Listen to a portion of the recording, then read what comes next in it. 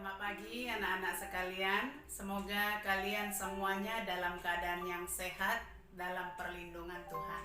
Sebelum kita memulai pelajaran kita pada hari ini, mari kita berdoa lebih dahulu mohon bimbingan Tuhan. Kita berdoa.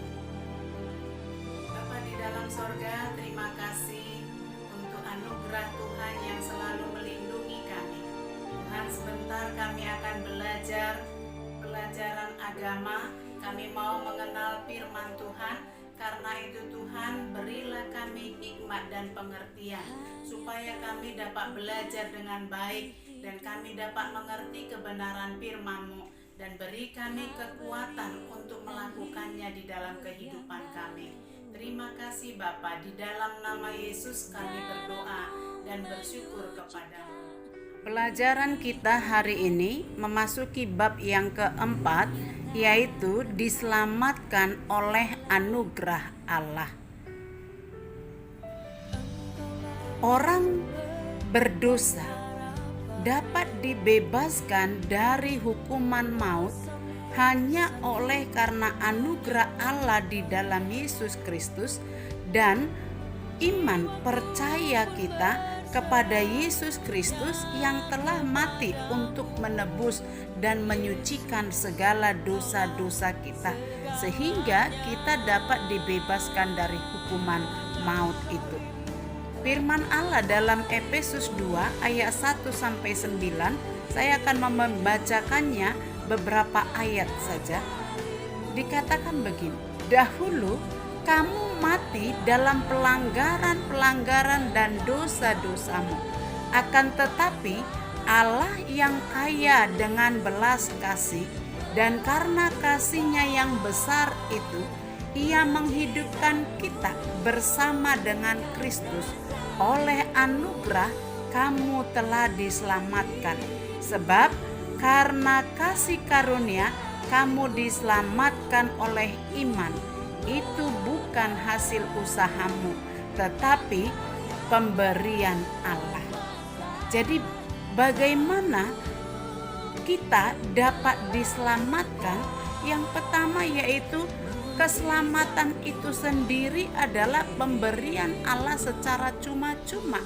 Karena kasih Allah yang begitu besar dengan mengorbankan anaknya yang tunggal, Yesus Kristus mati di kayu salib demi menebus seluruh dosa umat manusia. Dan siapa yang mau diselamatkan harus percaya kepada Yesus Kristus, memiliki iman bahwa Yesus Kristus adalah Tuhan dan satu-satunya penyelamat bagi dirinya. Dan sakramen adalah salah satu wujud dari iman orang percaya itu. Jadi sakramen adalah sebagai satu janji, sumpah orang percaya kepada Tuhan Allah bahwa dia akan setia kepada Tuhan Allah seumur hidupnya. Jadi hari ini kita akan belajar sakramen. Sakramen adalah satu tanda lahiriah yang dimateraikan oleh Allah sebagai bukti yang sah bahwa kita telah menjadi anak-anak Allah, dan anak Allah adalah ahli waris kerajaan Allah. Jadi ketika kita menerima sakramen, berarti kita sudah menjadi anak Allah dan kita menjadi ahli waris kerajaan Allah. Nah, di dalam gereja Protestan ada dua sakramen, yaitu sakramen baptisan kudus dan sakramen perjamuan kudus. Hari ini kita akan membahas yang pertama, yaitu sakramen baptisan kudus.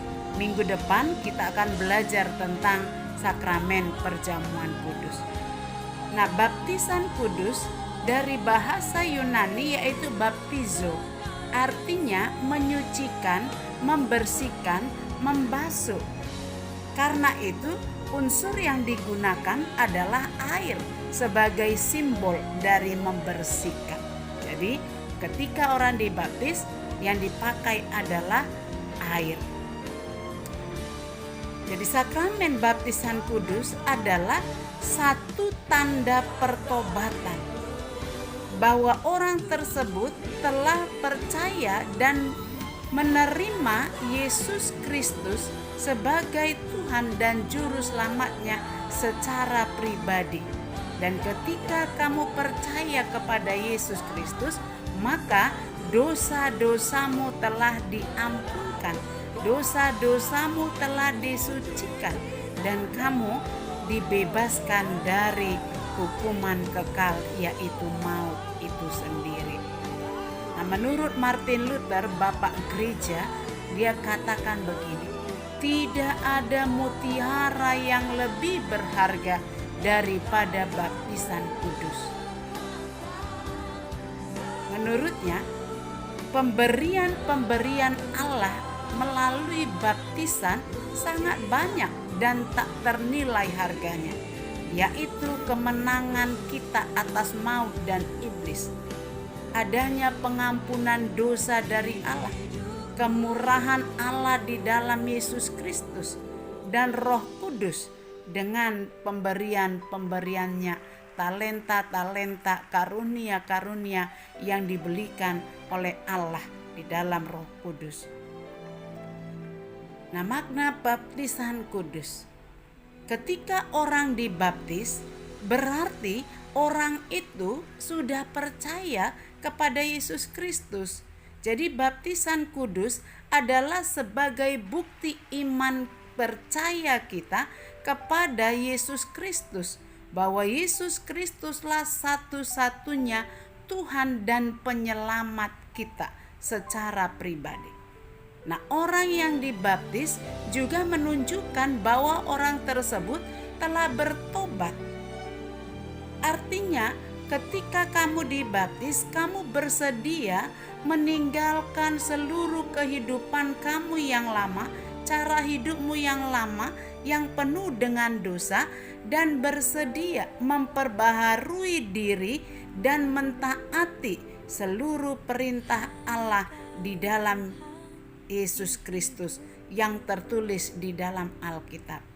Jadi baptisan kudus juga, ketika seseorang dibaptis, berarti seseorang atau orang tersebut telah menjadi bagian dari warga gereja, sekaligus menjadi warga kerajaan Allah dan menjadi ahli waris kerajaan surga. Jadi ada banyak orang yang pergi ke gereja tapi belum dibaptis, berarti dia belum sah ya menjadi warga gereja tersebut dan juga warga kerajaan Allah. Hanya simpatisan saja, tetapi untuk memulai juga tidak salah. Nah, baptisan kudus dilakukan yang pertama kepada anak-anak. Alasannya yang pertama, karena Yesus sendiri tidak pernah menolak anak-anak datang kepadanya. Jadi anak-anak yang baru lahir pun boleh dibaptis, karena Yesus tidak pernah melarang anak-anak untuk percaya kepadanya. Nah, Matius 19 ayat 13 sampai 15, di situ diceritakan sebuah peristiwa ketika Yesus sedang duduk istirahat, lalu anak-anak datang kepada Yesus untuk menerima kasih sayang pengajaran dari Yesus. Murid-murid menghalaunya, tapi Yesus katakan, biarkanlah anak-anak itu datang kepadaku, janganlah menghalang-halangi mereka, sebab orang-orang yang seperti anak-anak itulah yang empunya kerajaan surga. Jadi anak-anak pun boleh dibaptis ketika dia masih kecil dan belum tahu apa-apa. Karena alasan yang kedua, yaitu orang tuanya sudah percaya dan orang tua bertanggung jawab untuk mengaku iman bagi anak-anaknya, supaya anak-anaknya juga diselamatkan oleh Tuhan Yesus Kristus. Jadi tugas orang tua adalah membawa anaknya datang kepada Yesus Kristus, memberi anaknya dibaptis, diberi materai oleh Allah melalui baptisan kudus, sehingga anak tersebut, bayi tersebut menjadi anak Allah, menjadi warga kerajaan Allah juga. Itu sebabnya seorang tua harus mengajari anaknya, membawanya ke sekolah minggu, mengajarinya berdoa, membaca firman Tuhan. Itu adalah tanggung jawab orang tua terhadap anaknya. Jadi orang tua harus bertanggung jawab terhadap pertumbuhan iman anaknya. Nah, yang ketiga, anak-anak benar tidak mengerti ketika dia dibaptis dan dia tidak tahu apa itu beriman.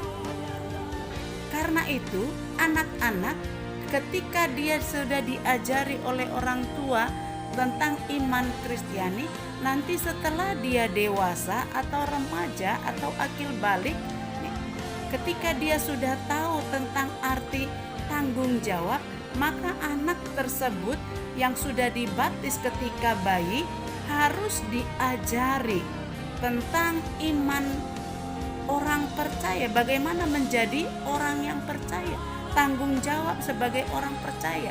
Dan anak itu harus dididik di dalam kelas katekisasi sidik.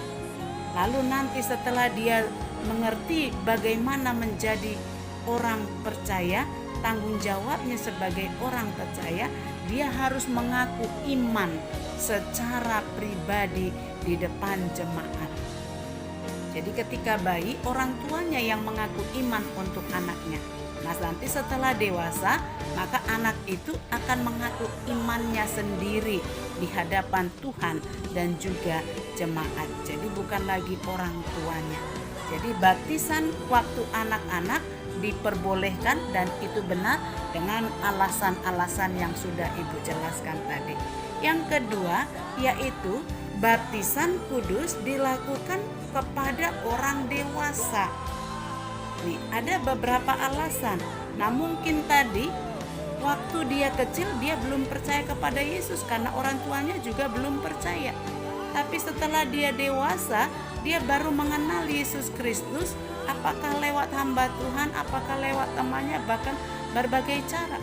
Nah, ketika dia mengenal Yesus dan percaya kepada Yesus, maka dia boleh memberi diri datang kepada Tuhan Yesus Kristus untuk dibaptis di dalam gereja. Nah, tetapi sebelum dibaptis, karena dia sudah dewasa, maka dia harus belajar dulu tentang iman kekristenan, bagaimana tanggung jawab menjadi orang Kristen, yaitu belajar di dalam kelas katekisasi sidik. Baru nanti setelah dia benar-benar percaya, dia baru dibaptis dan mengaku iman di hadapan jemaat dan juga di hadapan Tuhan secara pribadi. Jadi supaya dia benar-benar bertanggung jawab dan tidak lagi jatuh di dalam imannya ketika dia menghadapi berbagai cobaan di dalam hidupnya. Yang berikutnya, baptisan kudus dilakukan dengan dua cara. Yang pertama yaitu dengan cara percik. Ya, alasannya air hanya sebagai simbol, jadi tidak perlu banyak. Dengan cara percik juga boleh, silakan saja. Yang kedua dengan cara selam.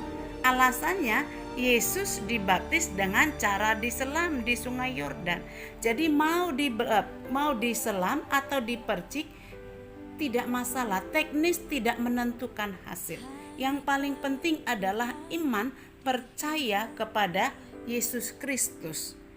Jadi bukan masalah teknisnya, tapi satu hal yang perlu diperhatikan adalah baptisan hanya boleh dilakukan sekali untuk selamanya, untuk seumur hidup.